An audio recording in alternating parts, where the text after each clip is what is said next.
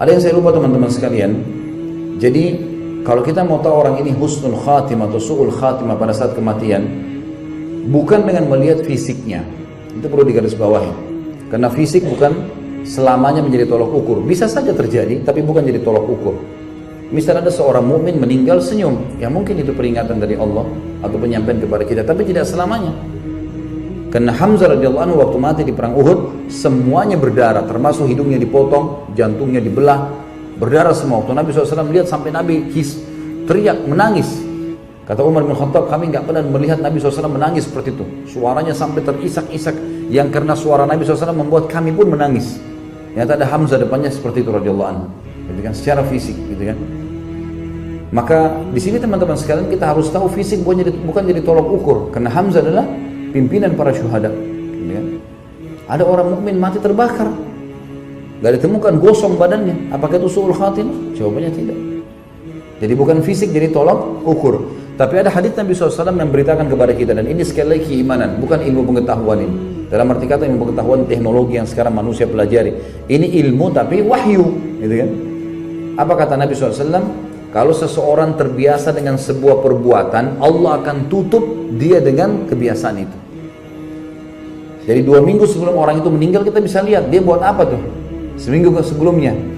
Kalau orang itu suka sedekah, dia akan terus bersedekah dan meninggal dalam keadaan itu. Dia sholat malam, dia akan meninggal dalam keadaan sujud, dalam keadaan pergi Jumat, gitu kan. Dia lagi suka baca Quran, dia akan meninggal dengan membaca Al-Quran. Orang yang suka ceramah meninggal dalam keadaan ceramah. Kebaikan-kebaikan Allah perlihatkan. Orang hadir majelis ilmu mungkin meninggal pada saat di majelis ilmu, Allahu a'lam. Atau lagi jihad, atau mungkin lagi haji atau umrah. Bisa saja Allah SWT perlihatkan itu. Dan sebaliknya kalau orang itu fasik atau kafir, Allah akan tutup dia dengan kehidupan itu. Kalau dia biasa mabuk, Allah buat dia mabuk deh.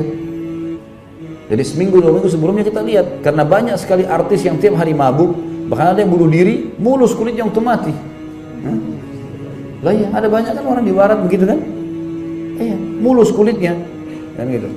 Jenazahnya luar biasa, dipakein jas, pakai peti. Tapi apakah itu tolak ukur dia husnul khatimah? Sama sekali enggak. Iman dan ilmu mengajarkan kepada kita, ilmu wahyu, dia sedang disiksa. Dia sedang disiksa karena ruhnya sampai ke alam barzah.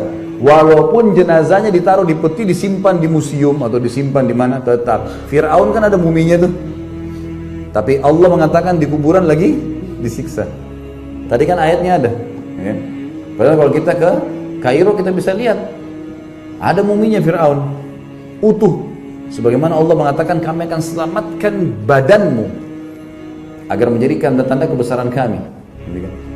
Tetapi ruhnya enggak, disiksa oleh Allah SWT. Ini penting ya. Jadi teman-teman kalau mau tahu husnul khatimah, antum biasakan apa amal soleh yang paling mudah antum kerjakan. Fokus itu. Semua kerjakan tapi itu fokus. Lebih banyak. Dan itu Allah akan tutup kita dengan amal soleh itu.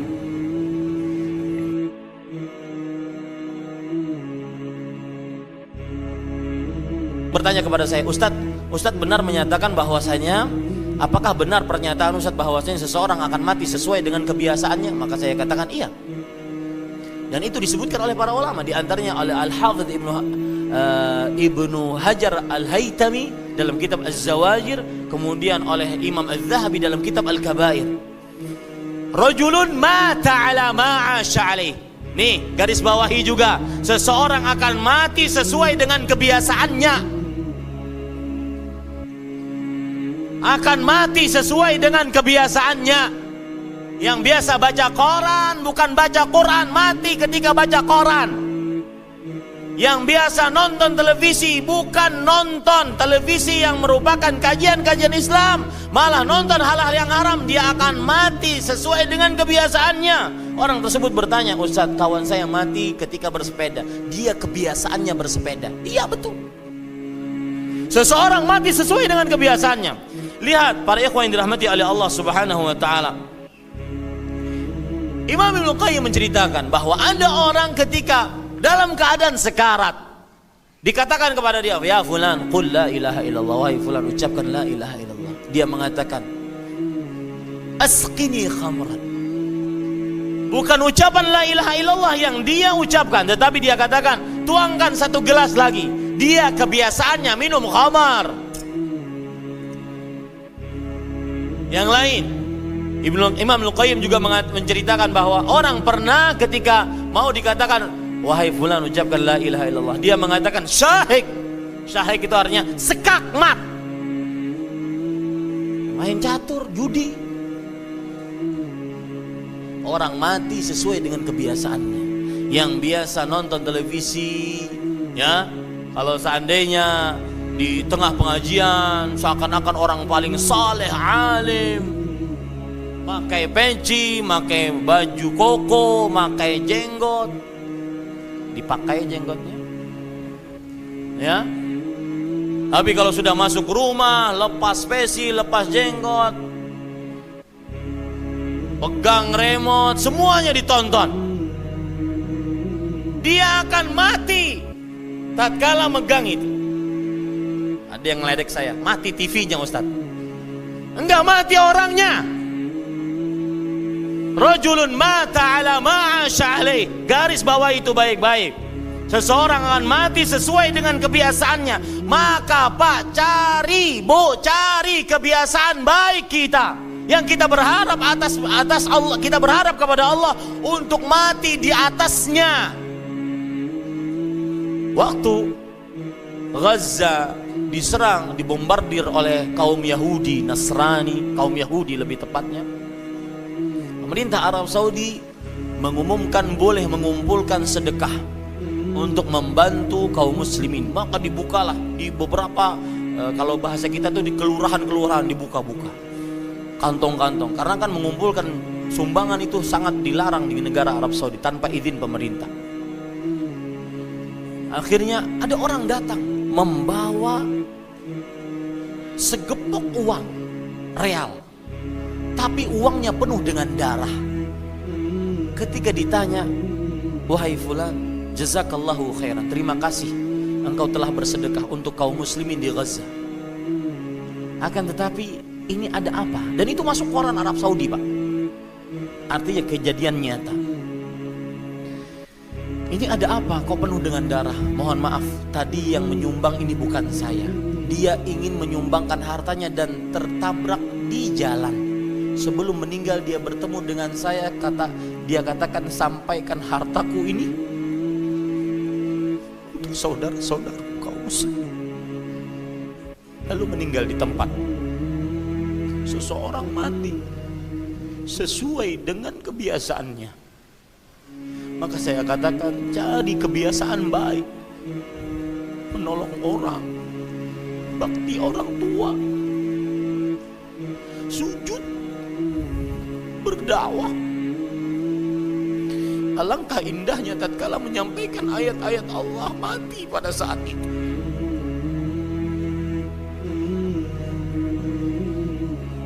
Tatkala membaca Al-Quran, persis yang dilakukan oleh Utsman bin Affan.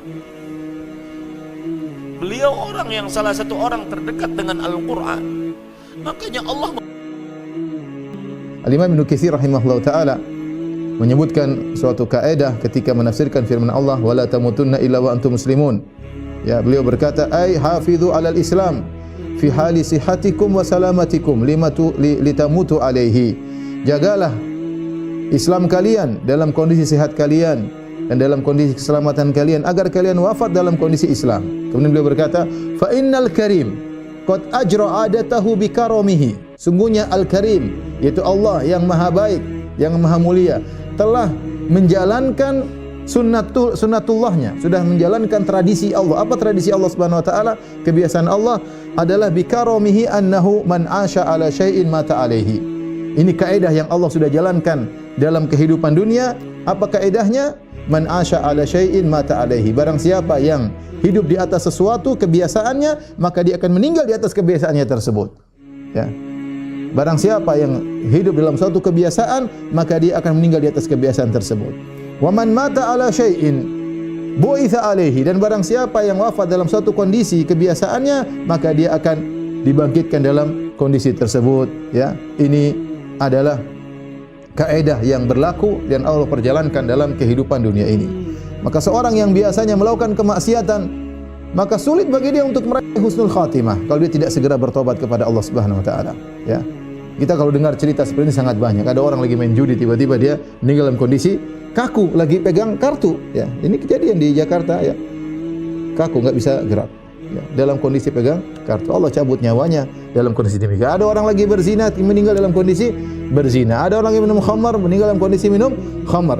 Ada orang sedang bernyanyi, meninggal dalam kondisi lagi nyanyi dan joget-joget, ya. Waliyadzubillah, ya. Dan ya, banyak cerita. Ada orang disuruh mengucapkan la ilaha illallah, tidak bisa. Yang dia ucapkan adalah, ya, nyanyian. Oleh karenanya, hal yang paling penting agar bisa meraih husnul khatimah adalah ketakwaan. Ketakwaan kepada Allah Subhanahu wa taala. Namanya takwa. Kata Allah Subhanahu wa taala, "Wa libasut taqwa dzalika khair", ya. Dan pakaian ketakwaan itulah kebaikan. Jadikanlah takwa seperti kita memakai suatu pakaian. Seluruh tubuh kita dilandasi dengan ketakwaan. Seorang bertakwa bukan cuma, ya, tatkala dia berbicara, ya, tetapi dia bertakwa tatkala dia beramal. Dia bertakwa dalam pandangannya, dia bertakwa dalam pendengarannya, dia bertakwa dalam hatinya. Senantiasa dia melazimi ketakwaan, maka niscaya dia akan wafat dalam kondisi husnul khatimah, ya.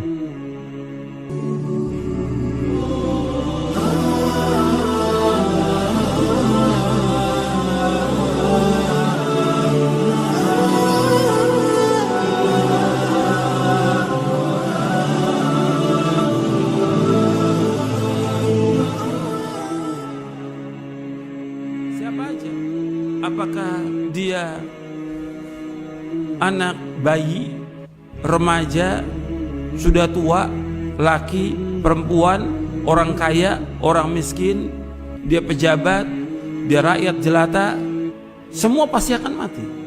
Siapapun dia, sehebat apapun, sekuat apapun, atau dia punya kekuatan atau penjagaan, atau dia penguasa atau pejabat, atau siapa saja, pasti mati. Pasti. Kalau memang sudah datang ajalnya, tidak bisa dimundurkan.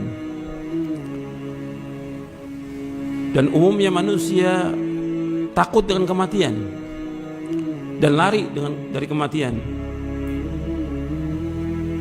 Tapi tetap mati itu pasti akan menjemput dia. Qul innal mauta alladzi tafirruna minhu fa innahu mulaqikum.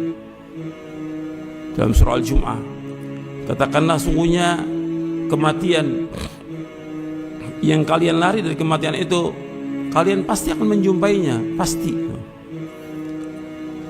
Dan dimanapun orang itu berada, sekuat apapun penjagaannya, sehebat apapun benteng yang dia buat, tetap pasti mati.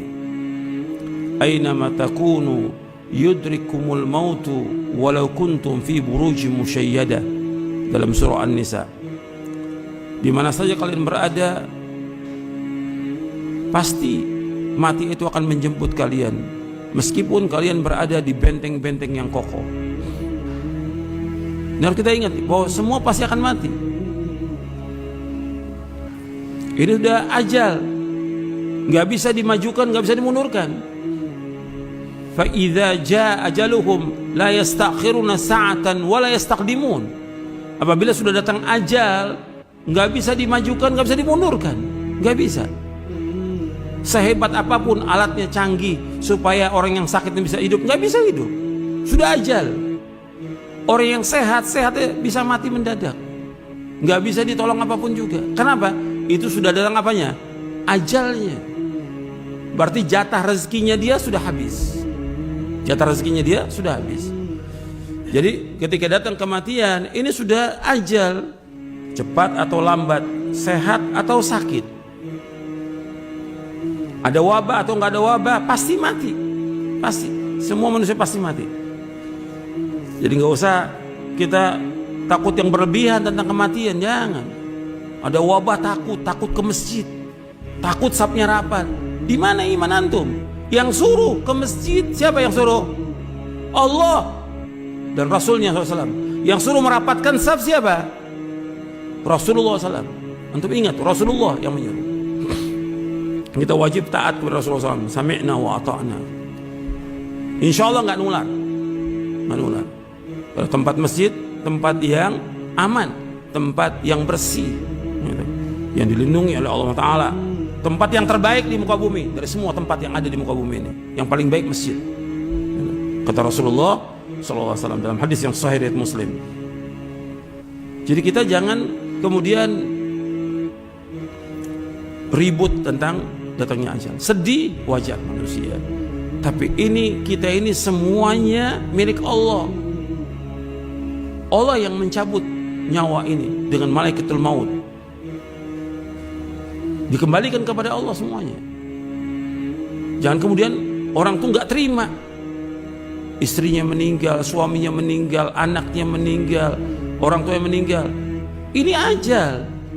Kita harus terima semuanya karena ini milik Allah. Maka yang kita ucapkan apa? Innalillahi wa inna ilaihi raji'un. Kita ini semua milik Allah dan kita akan kembali kepada Allah. Pasti kita milik Allah. Jadi nggak ada yang menciptakan kita kecuali Allah. Ketika Allah cabut nyawa itu miliknya Allah. Kita harus sabar dan harus redho. Yang paling tinggi redho dengan apa yang Allah sudah tetapkan ajal itu. Siapapun dia, apakah itu istri kita, suami kita, anak kita, orang tua kita, orang yang kita paling cintai. Kalau sudah datang ajal, ini adalah ketentuan Allah yang kita harus terima dan redho.